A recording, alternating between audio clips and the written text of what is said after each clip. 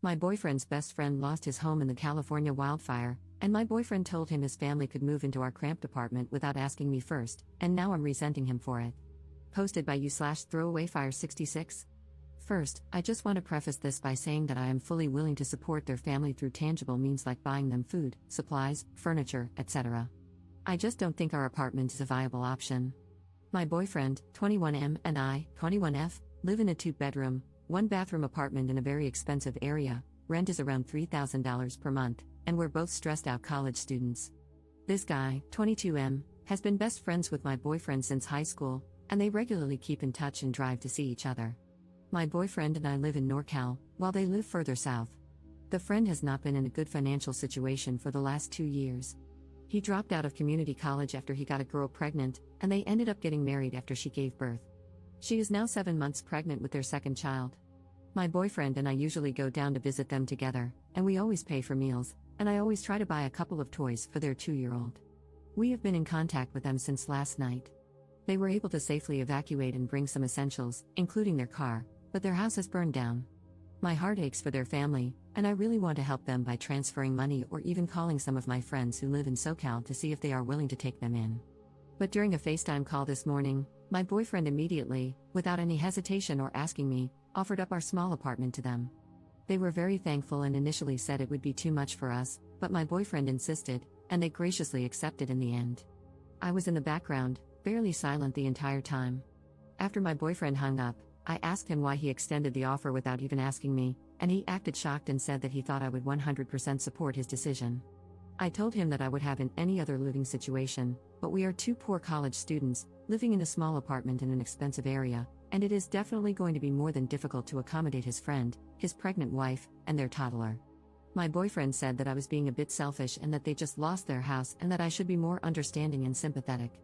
And don't get me wrong, I agree that I'm being selfish, but I am also being reasonable and trying to think rationally. I may be a bit biased since I am in the middle of preparing for the MCAT, which I'm taking in January, and I really need to do well on it, and dear God, it is not an easy test.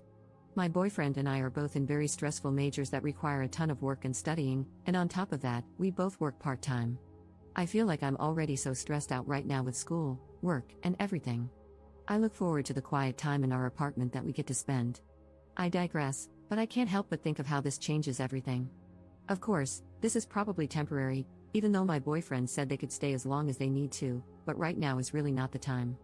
My boyfriend and I argued over this for an hour, and I ended up just heading out for the day. My boyfriend is sticking to his plan, and he texted me saying that he's sorry and that he knows it'll be hard, but to remember we're doing a good thing and supporting our friends in a time of crisis. I couldn't help but think that it was really his friend and not ours, but I might just be being bitter. They are planning to drive up tomorrow morning. I'm just so worried, stressed, and my anxiety is through the roof. I came home around 2 hours ago and noticed that my boyfriend has already set up a mattress in our second bedroom, which is our office/work area, and set up the couch. I burst into tears and almost had a panic attack. I just don't know how to deal with toddlers, and I also don't know how to support and take care of a pregnant woman. My boyfriend comforted me, but I can't help but feel a bit resentful right now. He agreed to this without asking me, and I can't fight back now. I would seem like such a horrible person. I'm still crying in our room as I'm typing this, and my boyfriend went out to stock up on groceries. God, I don't know what to do, and I feel so panicky. What can I do at this point, Reddit? I'm at a complete loss. Additional info from Op regarding her feelings about the best friend's family. To be very honest, I'm not the biggest fan of their family. From what I could tell from visiting them with my boyfriend, they do not have their act together. When we visited them around 3 months ago, the wife regularly went out and partied while pregnant, and their toddler is extremely misbehaved. While I was there last time, I had to help change the toddler's diaper while the wife was out partying, and my boyfriend and his friend were playing video games. Relevant comments. Commenter. Do they have any other options? Honestly, my boyfriend would do the same thing, and I love that about him. It really sucks that this is happening during such an important time in school, but if these people have nowhere to live, I don't see how turning them away isn't a little heartless. Of course, you might need to stay at your friend's house to get studying done, but is that such a horrible trade-off for helping a family with no home? Op's response. I think they do have options but decided to turn to us because their family would be harder on them, pushing them to pay for themselves and move out soon. They both have family nearby. In fact, the husband's wealthy family lives not far from us. However, they had already housed them for a year and a half after she got pregnant at 18, and according to my boyfriend, they were furious about how they acted during that time and almost kicked them out. They eventually caved and actually bought the house they lived in so they could move out. I just can't deal with irresponsible adults in addition to a toddler in my small apartment. As others have pointed out, they can get support from FEMA or even stay at a local shelter. Hundreds of people are doing this. If they need money or food, I will gladly send it to them, but I can't offer my space for many reasons. I'm sorry if you see this as heartless, but I get the feeling you would feel differently if you were actually in my situation. Update 1 day later. Never thought I'd be updating so fast, but everything was resolved during one of the most hectic and stressful nights of my life. Shout out to all my supporters out there, you guys made my day yesterday. And to those of you calling me heartless because I don't think offering up our living space is a good idea, even though I've said I'm willing to support them in any other way, screw you. The pregnant wife, husband, and toddler arrived at our apartment last night around 9:30 p.m. They had already told us on the way that their toddler had contracted some kind of food poisoning and wasn't feeling well, which is what delayed them. My boyfriend and I went down to greet them and immediately noticed they had so much luggage, 2 large suitcases, a duffel bag, and about 4 Trader Joe's shopping bags filled with random stuff and half-eaten food. Cool, that was going to be fun to lug up the stairs. So, my boyfriend and the husband started bringing up their stuff, while I stayed back and half-carried the pregnant wife up the stairs because she felt too tired and nauseous. We got upstairs, and I asked where Jake, the toddler, was. The wife suddenly realized she had forgotten to unbuckle him from the car seat and left him there. She asked if I could go down and grab him. I wanted to say, not my forgotten toddler, not my responsibility, but I decided to try to be gracious, at least for the first day, so I went down and unstrapped the toddler, who looked visibly sick. There were literally 2 bags of vomit next to him, which I removed from the car and threw in the trash because they would have been forgotten and become a severe health hazard. I tried to see if he could walk, but he started crying and dragging himself on the ground, so I picked him up and carried him upstairs. I set the kid down next to our couch, and Lord Almighty, he did not look good. His cheeks were flushed bright red, dried vomit was caked on his face, and his breathing seemed quick and shallow. I felt his forehead, and it was burning hot, so I ran to the bathroom to get a thermometer. While I was digging for it, I heard, again? Are you effing kidding me, Jake? I rushed out, and sure enough, the poor kid had thrown up all over our carpet. I wanted to cry. I ran to the kitchen for paper towels, but the pregnant wife was already using some sort of napkin or cloth to sop it up, smearing it around and making it worse, and I wanted to die. I stepped in to help while the toddler screamed, and she yelled at him to shut the F up. My boyfriend and the husband came over to help, but the wife told them to go away because she had it handled. Then she asked me if I could take Jake to the bathroom to rinse him off, and the only reason I said yes was because I was seriously worried about the kid. I stripped him down, ran warm water in the tub, and put him in. I placed a thermometer in his mouth, and lo and behold, he had a temperature of 106 degrees. Not good at all. Combined with vomiting, rapid breathing, and lethargy, that was enough to warrant a trip to the ER. I yelled for the mother to come to the bathroom and asked where she thought he got the food poisoning. She said she didn't know, he'd just been eating fruit for the past 2 days. I started freaking out because his symptoms were consistent with meningitis. The poor kid kept grabbing his head and crying, clearly having a headache.